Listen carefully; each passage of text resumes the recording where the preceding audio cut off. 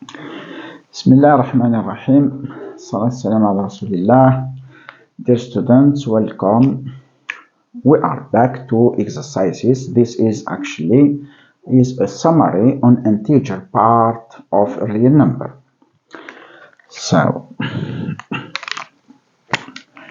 imagine that this is the line real numbers R.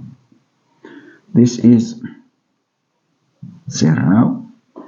This is 1, 2, 3, and so on. Here we have minus 1, minus 2, minus 3, and so on.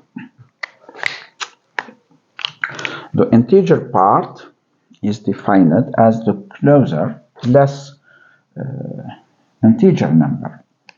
For example, if we take x here, if we take x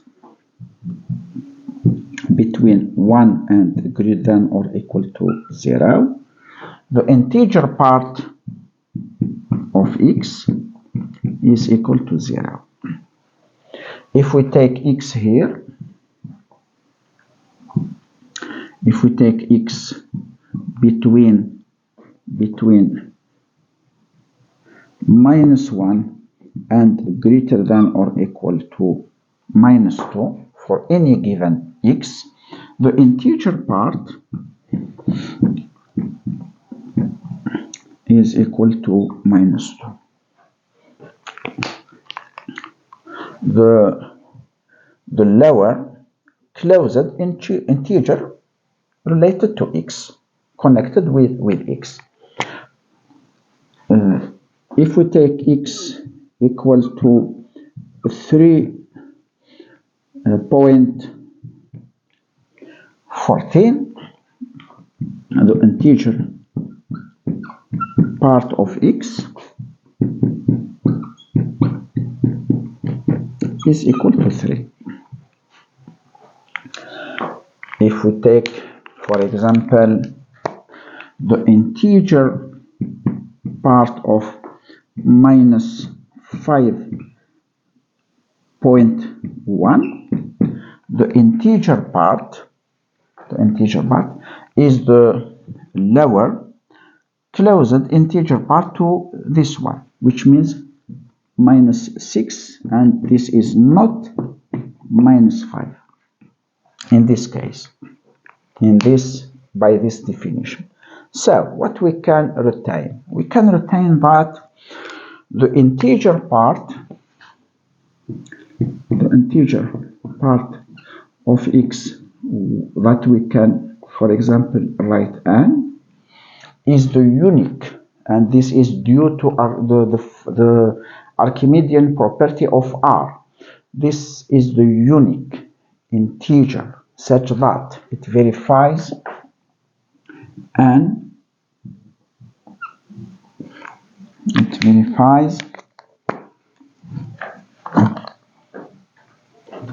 the integer part n less than or equal x strictly less than n y. So the unique n is denoted by the unique n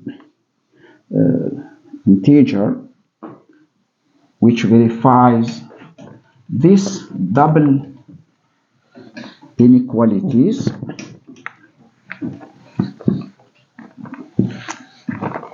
is called integer part, and denoted by n is denoted by the integer part of x, which is equal to the integer part of x, and which is equal to the integer part of x.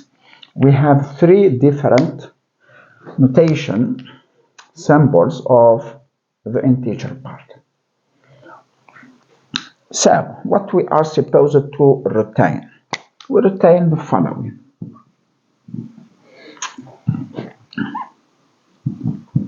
X is greater than or equal integer part for x, and strictly less than the integer part of x plus 1.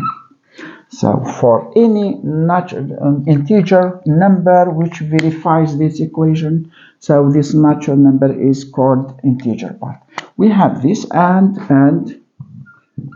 we have another formula which is useful deduced from here. So here the integer part is strictly greater than x minus 1. So the integer part of x is strictly greater than x minus 1 and which is less than or equal x. Both double inequalities can be used deliberately, that we can use one or the other. This is related to our problem.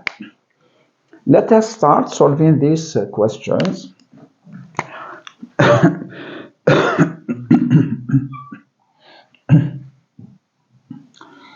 This formula is very useful. We use this formula widely while solving equations, solving inequalities, this one. What we can do, this is an integer number and this is an integer number. What we have from this formula, we have e of x, from this the second one, e of x is less than or equal x.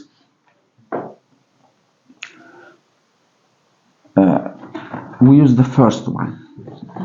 I told you that we use one or the other related to our problem.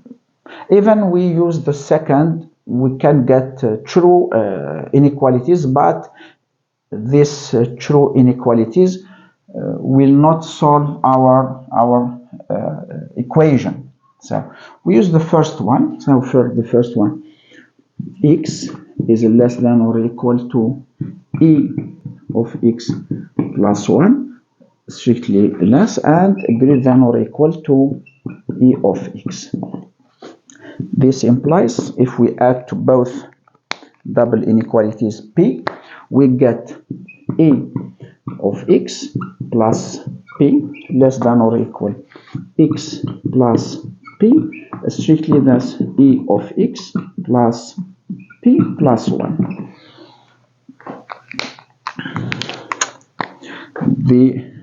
This number belongs to z. This is the same number belongs to z. So here what we have? We have an integer number, the same, and here x plus p is between these two with greater than or equal and strictly less. So we are in this case.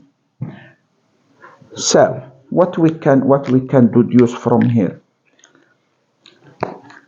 We can deduce that the integer part of x plus p, this one, is equal to this number. This integer number is the integer part of this number.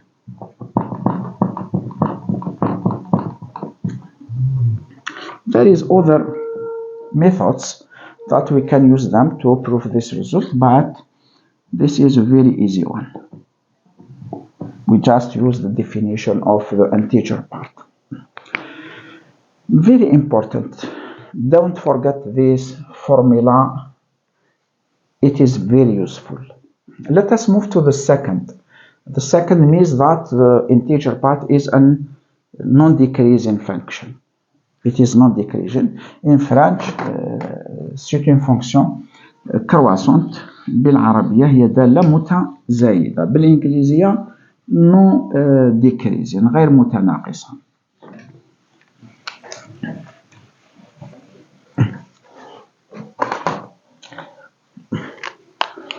Let the second let x be less than or equal than y.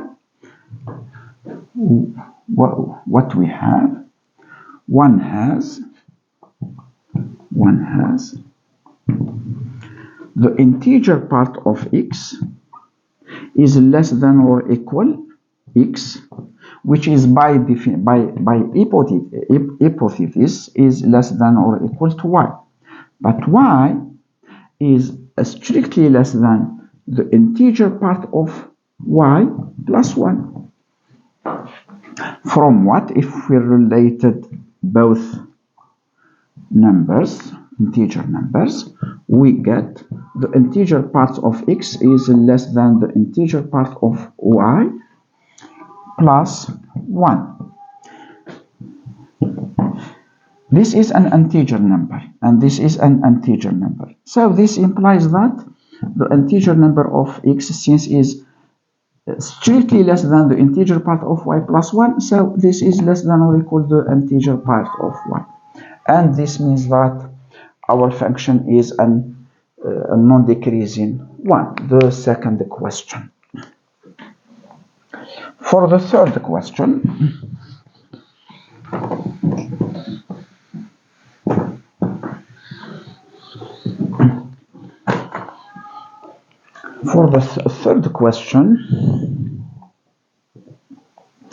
what we have x in R and n in natural number. Show that this formula is true. For this one, we have the integer part of nx, this one, is less than or equal nx, and strictly greater than what? That nx minus 1, by definition of the integer part. For the second one, e of x, the integer part of x is less than or equal x, and strictly greater than what? Than x minus 1. N is a natural number, so if we take the product, if we times by n, we keep the same sense of the inequalities. But if we times by minus, we get minus an integer part of x strictly less than, we inverse the sense of the inequality, strictly less than, so this one strictly less than minus an x plus n from this side, and greater than or equal minus an x. We deduce this from this equation. Let us focus on these two double inequalities. And remark that here we have strictly less and less than or equal, and strictly less than symbols. If we add side to side 1 and 2, we get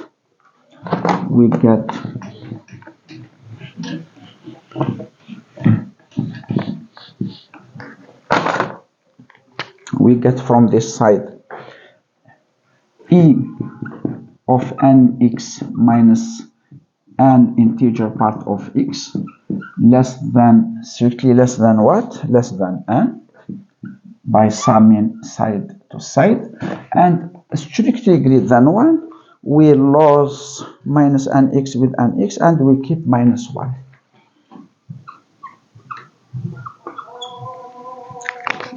Here what we can remark? We can remark that this is an integer number.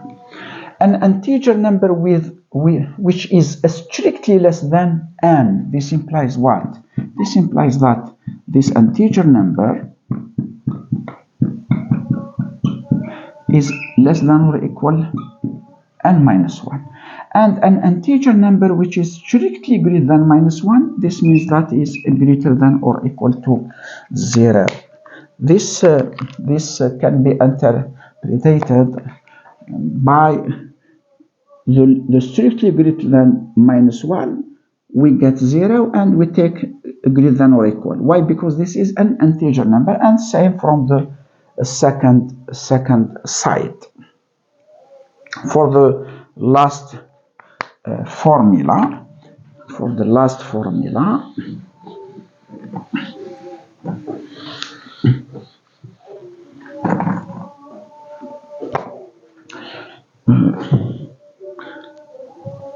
for 4, we have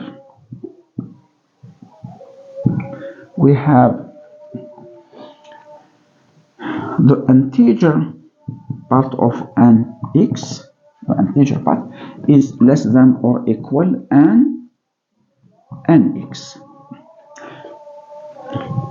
If we times by n, we get the integer part of an x over n. This is less than or equal to x.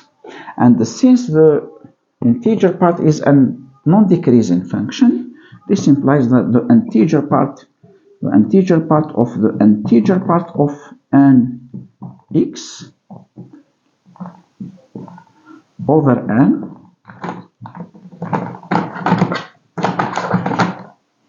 integer part of an x over n is less than or equal to the integer part of x. This from this side. So we have the integer part of n x over n is less than or equal to here. We keep this inequality here, and we try. I use here the second symbol, integer part of x. For the second inequality, what we have? We have e of x. This is less than or equal to x. We have this one. E of x is less than or equal to x. This implies that n e of x is less than or equal to x, which implies that the integer part of n e of x, the integer part of n of x, is less than or equal to the integer part of x, because the integer part is a non-decreasing equation. This number belongs to z. So the integer part of an integer part is the same. So here we have this integer part.